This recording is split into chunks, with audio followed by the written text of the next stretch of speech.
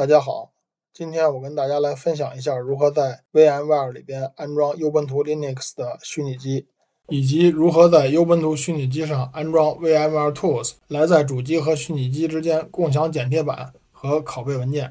那第一步，我们需要先来到这个 Ubuntu 的主页，然后点击这个下载链接，在下边有这个最新的 Ubuntu 的桌面系统的下载链接。那我们要安装的是 Ubuntu 25.10，是这个版本，这是最新版本。点击立即下载，就把它那个 ISO 文件给下载下来了。我们再打开 VMware Workstation， 然后点击 Create New Virtual Machine 这个按钮，在这里边就选择 Typical， 点击 Next， 在这儿点击 Browse 这个按钮，选择一下我们刚才下载的这个 Ubuntu 25.10的这个 ISO 文件，点击打开，点击 Next， 在这儿给它起个名字，点击 Next。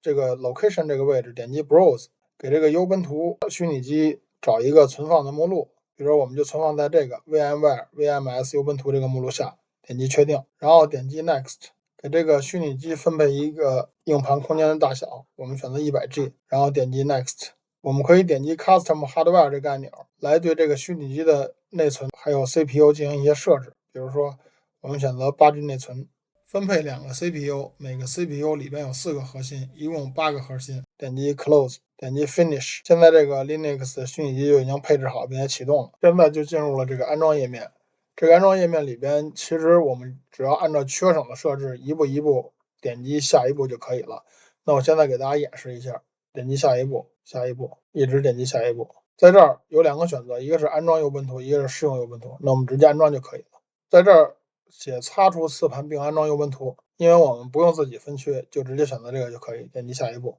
选择无加密，点击下一步，在这设置一个名称，选择一个密码，点击下一步，时区，点击安装，然后它就在这个虚拟机里边去安装这个 Ubuntu 了。当我们看到这个界面 ，Ubuntu 就已经安装好了，我们点击立即重启，就可以重新启动这个安装好的 Ubuntu。Ubuntu 重新启动之后，我们在这里边输入我们创建这个账号的密码，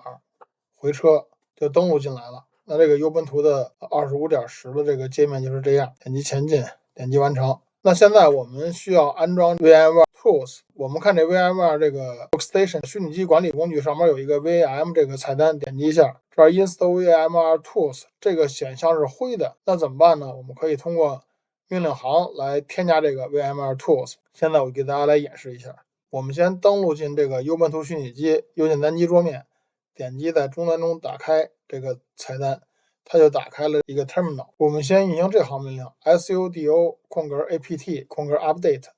那这行命令的作用是更新软件源，回车，输入账户的密码，它就会执行这些操作。因为我们是 Ubuntu 的桌面版，所以我们运行这行命令 sudo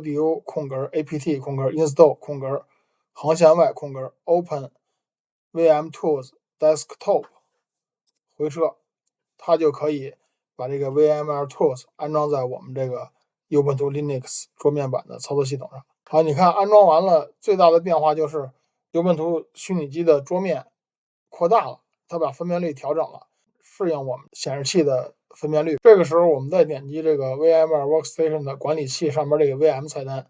你看这个 Install VMware Tools 这个子菜单现在改成 Reinstall VMware Tools。